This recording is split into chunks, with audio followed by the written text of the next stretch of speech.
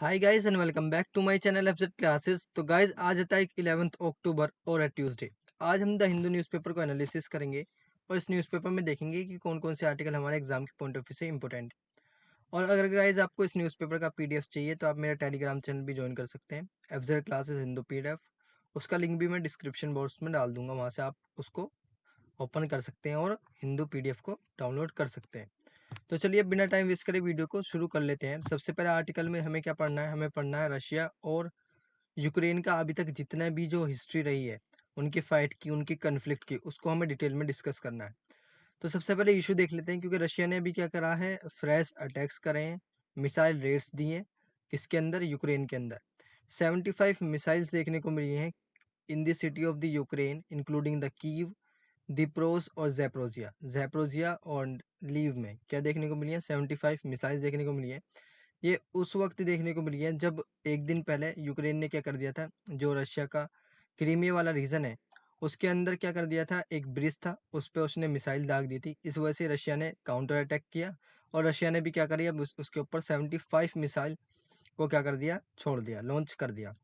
India ने deeply concern दिखाया है। इंडिया ने कहा है कि जो इंक्रीज वायलेंस इंक्रीज हो रहा है, ये इस ईरा में नहीं होना चाहिए, क्योंकि ये ईरा क्या है, वॉर का नहीं है।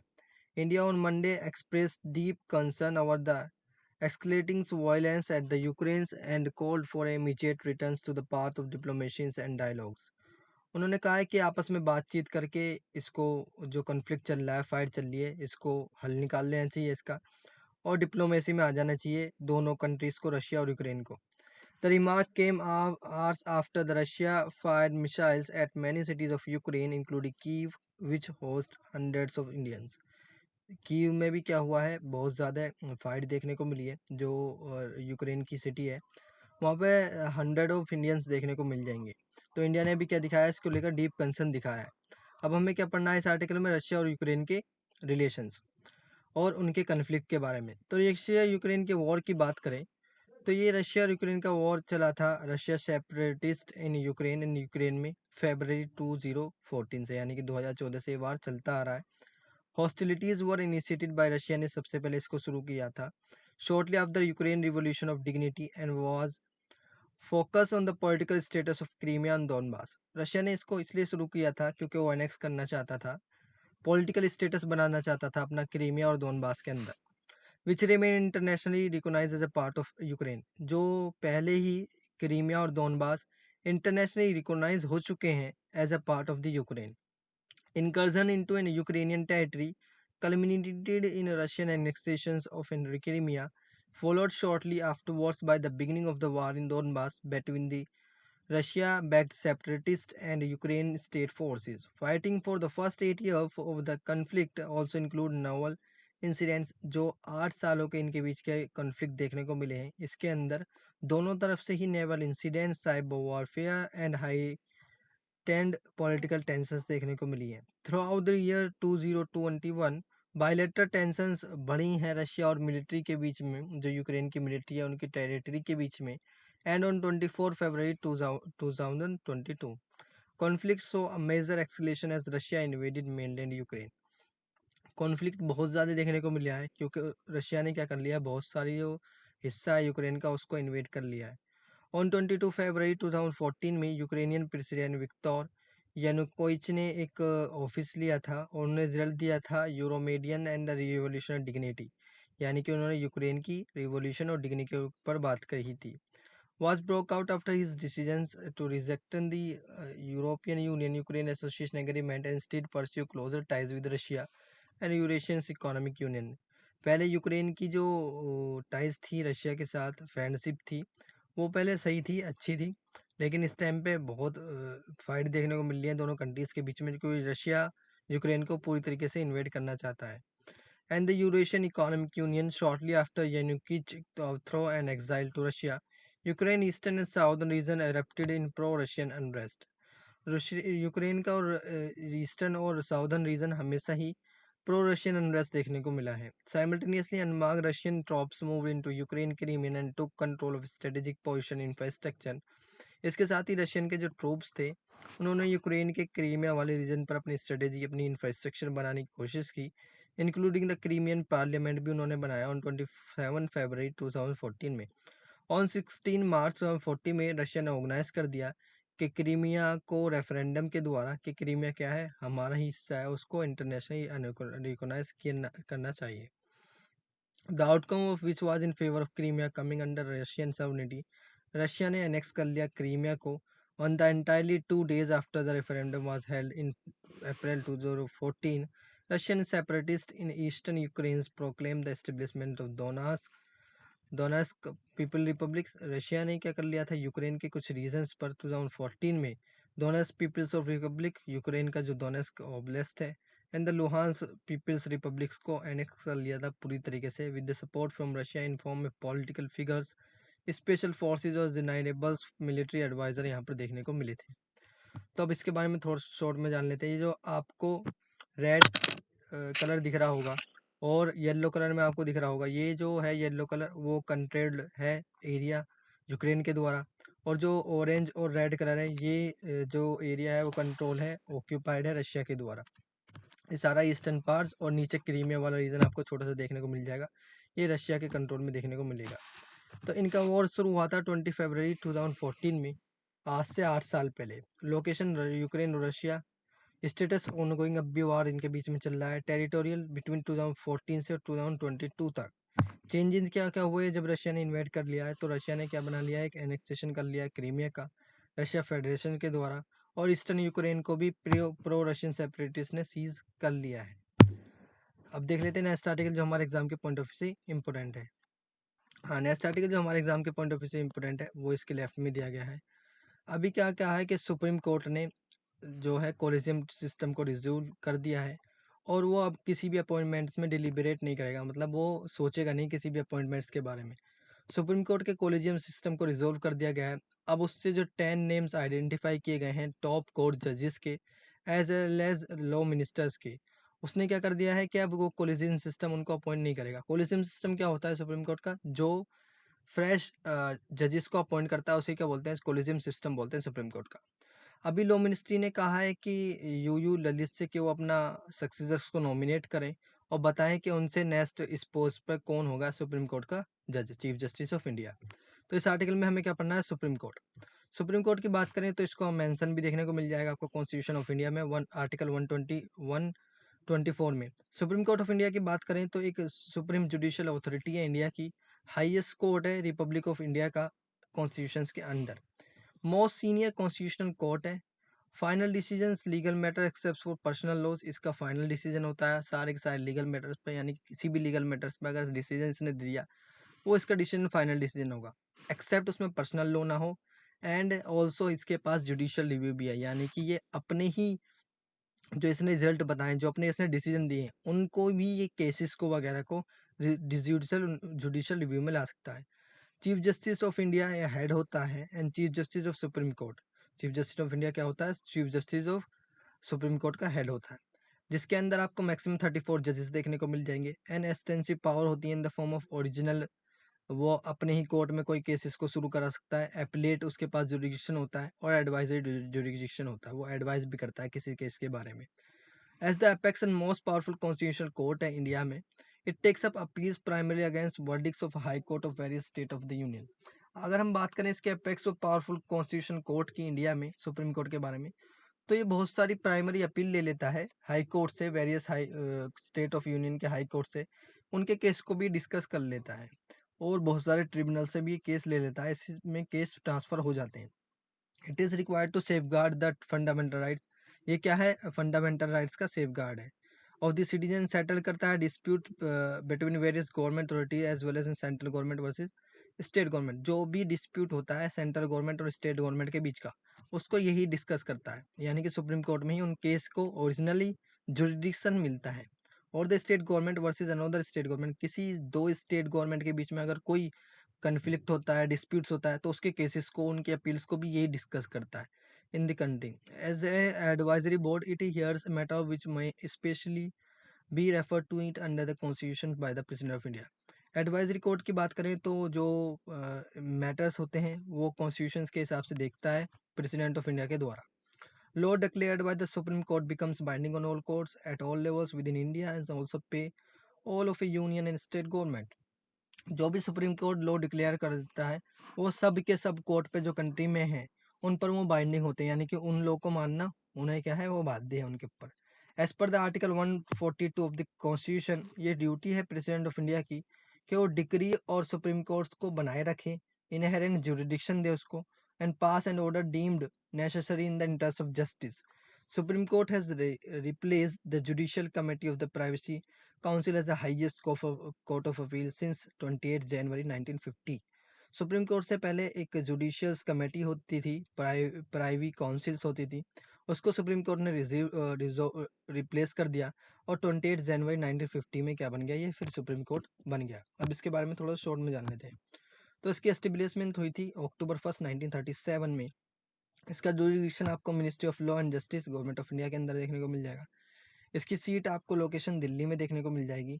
इसका मोटो है where there is an righteous and moral duty dharma there is an victory. Composition क्या है इसके, कॉलेजियम सिस्टम से सुप्रीम कोर्ट ऑफ इंडिया के जजेस को क्या किया जाता है, अपॉइंट किया जाता है। ऑथोराइज यानी कि इंडियन कॉन्स्टिट्यूशन में कहाँ पर इसको बताया गया है, तो आर्टिकल 124 में इसका जिक्र है। जस्ट टर्म की लेंथ बात करें तो at the age of in 65 years of age इन्हें रिटायरमेंट लेना पड़ता है इनके जजेस को। नंबर ऑफ पोजीशन की बात करें तो 34 33 प्लस 1 प्रेजेंट स्ट्रेंथ जजेस की आपको देखने को मिल जाएगी। अब हमने सुप्रीम कोर्ट के बारे में डिटेल में डिस्कस कर लिया। अब देख लेते हैं नेक्स्ट आर्टिकल जो हमारे एग्जाम के पॉइंट ऑफ व्यू से आर्टिकल जो हमारे एग्जाम के पॉइंट ऑफ व्यू से इंपॉर्टेंट है वो नेक्स्ट पेज पर ही दिया है। ये आर्टिकल बहुत इंपॉर्टेंट है क्योंकि अभी गाइस क्या हुआ है, जो भोपाल गैस ट्रेजेडी हुई थी 1984 में, उसके जो सर्वाइवल हैं उन्होंने प्रोटेस्ट शुरू कर दिया outside the ministry office. Nearly 50 women's survivors of the Bhopal gas tragedy of 1984 protested outside the office of Health Minister Mansukh Mandaviya, demanding that the government not withdraw its curative petition seeking enhanced compensation। वो क्या चाहती हैं, वो compensation चाहती है क्योंकि उन जब भी हुई थी भोपाल गैस ट्रेजेडी 1984 में, तो उनके जो घर वाले थे उनकी डेथ हुई थी, तो उसको लेकर ये कंपनसेशन मांग रही है क्योंकि वहाँ पर बहुत ज़्यादा डेथ देखने को मिली थी, बहुत ज़्यादा इनहेबिलेशन देखने को मिला था। The apprehensions arose as an lawyers for Union Carbide told the apex court on सितंबर 20 और 2022 में इनकी क्या हुई थी, पिटिशन डाली गई थी इनके द्वारा। अब हमें क्या देखना है इस आर्टिकल में, भोपाल गैस ट्रेजेडी। तो ये आर्टिकल बहुत इंपॉर्टेंट है क्योंकि इसमें एक हम ट्रेजेडी को कवर करने वाले हैं। तो भोपाल डिजास्टर की बात करें, इसको हम भोपाल गैस ट्रेजेडी भी बोलते हैं। एक केमिकल एक्सीडेंट था। क्या था, एक केमिकल एक्सीडेंट था ऑन द नाइट ऑफ 2-3 दिसंबर 1984 में यूनियन कार्बाइड इंडिया लिमिटेड में। किसके अंदर था, यूनियन कार्बाइड इंडिया लिमिटेड एक कंपनी थी। पेस्टिसाइड प्लांट देखने को मिल जाएंगे आपको भोपाल मध्य प्रदेश में, इंडिया में। Industrial disaster is consider worst was in the history. ये जो भोपाल गैस ट्रेजेडी हुई थी, भोपाल डिजास्टर हुआ था, ये इंडस्ट्रियल डिजास्टर में पूरे वर्ल्ड में सबसे ज़्यादा वॉस था हिस्ट्री के अंदर। और 5 लाख पीपल्स वर एक्सपोज टू मिथाइल आइसोसिनेट गैस, यानी कि इतने लोगों के जो इनहेल है, यानी कि जब वो सांस लेते थे तो उनके अंदर मिथाइल आइसोसिनेट जाती थी। हाईली टॉक्सिक सब्सटेंस था ये, made it's way into the around the small towns located near the plant. जो स्मॉल टाउन्स थे वहाँ पर आसपास, प्लांट के आसपास, उनके अंदर पूरी तरीके से जो टॉक्सिक गैस फैल गई थी। Estimates very on that tools with the official number of immediate deaths being 2259, यानी कि 2259 उस टाइम पर देखने को मिली थी। इन 2008 में गवर्नमेंट ऑफ मध्य प्रदेश ने कंपनसेशन के लिए बात के बारे में बात करी थी। To the family of members of 3787 victims killed in the gas release and the 574366 injured victims. A government affidavit in 2006 stated that the leak caused 558,125 injuries, 5,58,125 इंजर्स देखने को मिले थे, इंक्लूडिंग 38,478 टेम्पररी पार्शियल इंजर्स देखने को मिले थे, and approximately 3900 several and permanently disabling इंजर्स देखने को मिले थे। अदर एस्टिमेट दैट 8,000 डाइड देखने को मिली थी विद इन 2 वीक्स में, and another 8,000 more have since died from gas release related disease. Owner of the factory UCIL was majority own by the union carbide corporation के द्वारा इसको क्या किया जाता था, ओन किया जाता था इस कंपनी को Union Carbide India Limited industry को। With Indian government control banks and the Indian public holding a 49.1% stake, इसमें इंडियन पब्लिक होल्डिंग था। इन 1989 में यूसीसी ने पेड किया $470 million equivalent to an $871 millions in 2020 में to settle litigation stemming from the disaster. In 1994, UCC sold its stake in UCIL to Every Ready Industry Indian Limited, यानी कि इसने अपने stakes को बेच दिया every Eveready Industries India Limited को। Which subsequently is merge with, जो मर्ज हो गई MC लियोड के साथ Russel India Limited. Eveready ended clean upon site in 1998 में एवरेडी ने इसको साइट को क्लीन करा दिया। When it terminated its 99 years lease and turned over control of the site of the state government of Madhya Pradesh. Dow Chemicals Company purchased UCC in 2001, 17th year after the disaster. अब हमें क्या देखना है, next article जो हमारे exam के point of view से important है, क्योंकि हम नेक्स्ट आर्टिकल जो हमारे एग्जाम के नेक्स्ट आर्टिकल जो हमारे एग्जाम के पॉइंट ऑफ व्यू से इम्पोर्टेंट है वो टेस्ट एंड कंटेस्ट में दिया गया है। इसमें बताया कि यूएन की जो रिफ्यूजी बॉडी है उसने मना कर दी है, अगर कोई फंडिंग रोकेगा तो उसके कट्स को मना कर दी है। UN refugee body to take several cuts if funding is stops. UN refugee body ने कहा है कि वो बहुत ज़्यादा कट्स कर देगी अगर फंडिंग को स्टॉप किया गया। 10.7 in dollar billion the United Nation high commissioner for refugees, ये है United Nation high commission for refugees UNSCR budget this year देखने को मिला था। UN agency will have to make several cuts unless its gets extra funding soons when asked which of the refugee programs might be cut. Refugee program को cut कर दिया जाएगा अगर यहाँ पर क्या नहीं देखने को मिला, एक्स्ट्रा फंडिंग देखने को नहीं मिली। Spokesperson express concern about the parts of in West Asia including Yemen, Ethiopia, रूट्रस। अब इस आर्टिकल में हमें क्या पढ़ना है कि इंपॉर्टेंट बॉडी के बारे में, वो है यूनाइटेड नेशन। तो यूनाइटेड नेशन की बात करें, ये एक इंटर गवर्नमेंटल ऑर्गेनाइजेशन है जिसका पर्पस है कि पूरे वर्ल्ड में पीस बनाए रखनी है, सिक्योरिटी बनाए रखनी है, उन नेशंस के बीच में जो इसके पार्ट्स देखने को मिल जाएंगे, और फ्रेंडली रिलेशन बना के रखने हैं। अचीव इंटरनेशनल कोऑपरेशंस को अचीव करना है और सेंटर बनाना है एक harmonising the actions of nations. World's largest and most familiar international organisation है ये। यूएन का हेडक्वार्टर आपको international territory of New York city में देखने को मिल जाएगा, और इसके अदर मेन ऑफिस की बात करें तो वो जेनेवा, नैरोबी, वियना, हैग में देखने को मिल जाएंगे। हैग क्या है? Home to the International Court of Justice. UN को एस्टेब्लिश किया गया था after Second World War with the aim of preventing future war, यानी कि इसके बाद क्या हो, वॉर ना हो, इस वजह से सेकेंड वर्ल्ड वार के बाद यूएन को क्रिएट किया गया था। इससे पहले लीग ऑफ नेशंस था जिसको जो है अब इनएफेक्टिव है। ऑन 25 अप्रैल 1945 में 50 गवर्नमेंट्स सैन फ्रांसिस्को में मिली, उन्होंने एक कॉन्फ्रेंस रखी और उसमें ड्राफ्ट निकला यूएन चार्टर का, और उसको अडॉप्ट कर लिया गया 25 जून 1945 में, और उसको इफेक्ट में लाया गया 24 अक्टूबर 1945 में। When the UN began operation pursuant to the charter, organization objective include maintaining, उस टाइम पे जिस टाइम पे इसको यूएन चार्टर को ड्राफ्ट किया गया था और उसको इफेक्ट में लाया गया था, तो उस टाइम पे इसके फंक्शंस थे इंटरनेशनल पीस को बनाना, सिक्योरिटी को बनाना, ह्यूमन राइट्स के को प्रोटेक्ट देना, और ह्यूमैनिटेरियन एड करना, और सस्टेनेबल डेवलपमेंट को प्रमोट करना।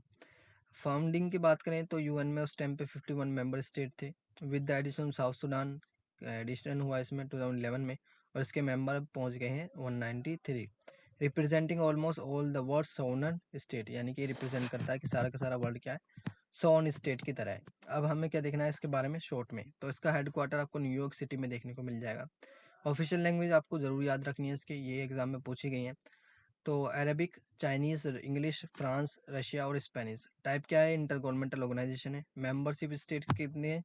193 इसकी मेंबरशिप स्टेट्स हैं, और 2 उसके ऑब्जर्वर स्टेट्स हैं। इसकी एस्टेब्लिशमेंट हुई थी यूएन चार्टर के द्वारा, जो साइन किया गया था 26 जून 1945 में, और चार्टर को फोर्स में लाया गया था 24 अक्टूबर 1945 में। तो हमने यूएन के बारे में भी डिटेल में डिस्कस कर लिया। अब देख लेते हैं नेक्स्ट आर्टिकल जो हमारे एग्जाम के पॉइंट ऑफ व्यू से इंपॉर्टेंट है। नेक्स्ट आर्टिकल जो हमारे एग्जाम के पॉइंट ऑफ व्यू से इंपॉर्टेंट है वो इससे नेक्स्ट पेज पर ही दिया गया है। इस आर्टिकल में हमें बहुत इंपॉर्टेंट चीज़ पढ़नी है।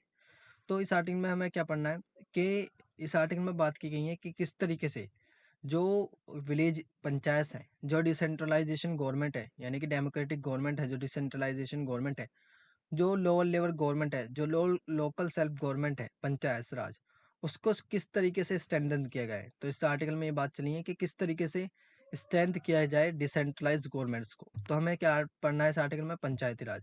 इससे आपका पॉलिटी का भी टॉपिक कवर हो जाएगा। एक चैप्टर है पूरा पॉलिटी में पंचायती राज, और आपको इसको मेंशन भी देखने को मिल जाएगा कॉन्स्टिट्यूशन में। 73rd अमेंडमेंट एक्ट 1992 से ये आया था पंचायती राज।